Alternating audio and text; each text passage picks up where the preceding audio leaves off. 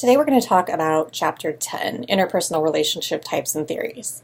So in Chapter 9, we talked more generally about interpersonal relationships, the advantages, the disadvantages, why we form relationships. Now we're going to talk about the types of relationships that we form, how they're different, and how communication might differ in those different types of relationships. So your book acknowledges a few different types, friendship being one. So when we think about friendship and friendship relationships, we know that there are a few different types of characteristics that have to exist.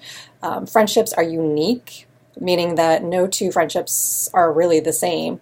So thinking about the relationship you have with one person who you might consider your best friend is different and fills different needs than that of someone that you consider to be, let's say, a close acquaintance. Still friends, but again, fulfills different needs and will never be replaced, which gets into our second characteristic, irreplaceability. It's also dependent upon interdependence, so meaning that we have to have reciprocity, which we've talked about before, so there has to be trust in order to self-disclose. You have to give emotional support, share your interests, and then there are just intrinsic rewards in that relationship itself. So we're not expecting anything, it's the relationship itself that is the reward. And your book talked about different types of friendships. You saw the little image of the frenemy, and that is a thing now, right? A type of friend, maybe a new type that we can add. Probably fits best into the receptivity type of friendship, but what the different categories do is they talk about what goes on in the relationship. So with reciprocity, there's equality in terms of what goes on. So there's mutual affection, generosity, self-sacrifice that takes place from both parties, where the receptivity is one gives primarily and one takes in that relationship, and that's just the role each person inhabits, and it really never changes. And then association, those are really the relationships that we think about. They're friendly. Classmates, co-workers, there's really no loyalty or great trust, but they're cordial relationships. So again, depending on how you would categorize a relationship, the communication is going to differ. What you self-disclose will change. And there are variables, and so in each of these sections, your book talks about the role of culture, gender, and technology.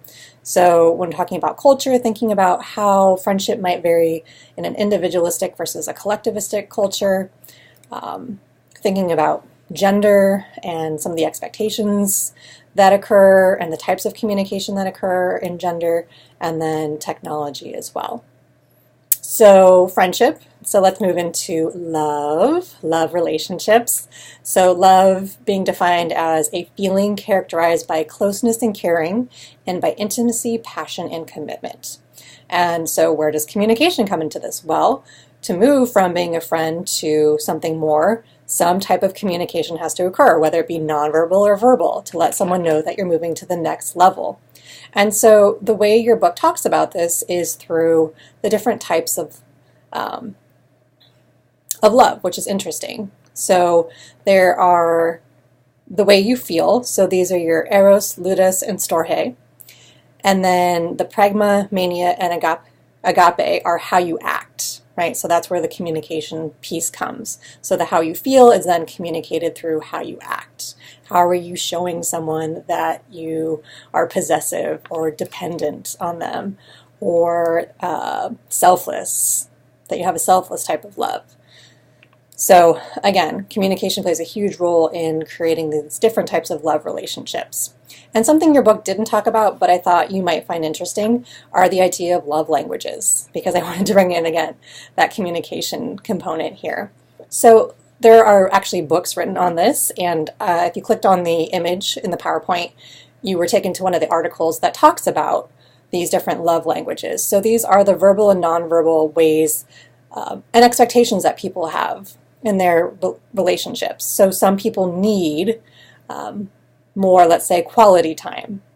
That's how someone can show their love and affection, through quality time, as opposed to, let's say, receiving gifts. So maybe getting something from someone like, flowers doesn't really mean the same thing to a person as if you decided to not go to a particular sporting event and spend time with that person. That would communicate something more in terms of love to that person if that's their love language. So definitely look at the article. I think it's interesting thinking about what your expectations would be in a relationship, what your love language might be, and we can have more than one. So just keep that in mind. All right, families. I'm sure everyone has a story about their family, but what's important to think about when we talk about family are some of the characteristics. So what actually makes a family? So what's different than a friendship? There are people who have defined roles, so thinking about someone who takes the caretaker role versus the child role, right? And sometimes we use labels like mother, father, brother, daughter, grandfather, stepmother, stepfather. People have different responsibilities, but what we do know is they're going to have a shared history in the future and often a shared living space. And there's different types, categories, which we have here, and these types and categories are changing constantly. So it's hard to, and we don't want to put everyone into a box to say, oh, tell us about your nuclear family expecting the mom, the dad, the child, and the 2.5 children with the dog or the cat, right? That's not what we see anymore. The definition of family is changing, and the categories are changing. And then when you think about family types, so this is a little bit different. So this has to do with the role of conformity versus conversation in a family. And so your book talked about the 4 different types of families: the consensual, protective, pluralistic, and laissez-faire. And so in certain families, there's more conformity, which means that there's probably less conversation, where others are more, we'll say, democratic or open. So there's a lot more conversation that goes on and a lot less expectation of conformity. And so the way that these families are set up, depending on if they have conformity or conversation, then that's going to change what people are able to comfortably talk about in those families and how they deal with conflict, and the different roles that are established in those families. Workplace relationships. Again, some of you have brought up stories already about some of your interpersonal workplace stories and relationships. So we know that there are more interpersonal in terms of impersonal relationships, in terms of mentoring. We know the importance of networking, and you might want to do that. What happens if you form a romantic relationship at work? What about politeness at work? What does that mean? How do you communicate that? There are things to consider in terms of online communication at work, so what we call netiquette. I always put in my syllabus a little blurb on netiquette about my expectations of how people should send an email, because I think that communicates a lot about you, how you set up your email, and how I then respond and also react to you, and how I interpret also your message.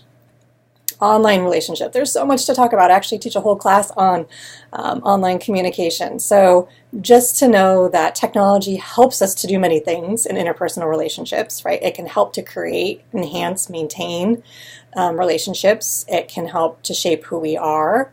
It can help create communities. But there are also some limitations to technology as well in terms of relationships. So what happens if someone sends you a message without tone, right? And you can't see their gestures. Sometimes we misinterpret the message. And so some of the things that are happening are people are creating emojis, right, to help with that. They're doing stressors like all caps that mean certain things. Verbalization, so like snorting or saying ha-ha. Physical descriptions of your actions, laughing out loud. So all these are supposed to help increase the effectiveness of one's message sending online. But again, I think that oftentimes technology hurts us more than helps us in our maintaining of healthy relationships. And then what I want to end with, and I would like you to go over again, are some of the relationship theories. And there are quite a few that are talked about in your text, but the one that I want to focus on is what's called relational dialects theory.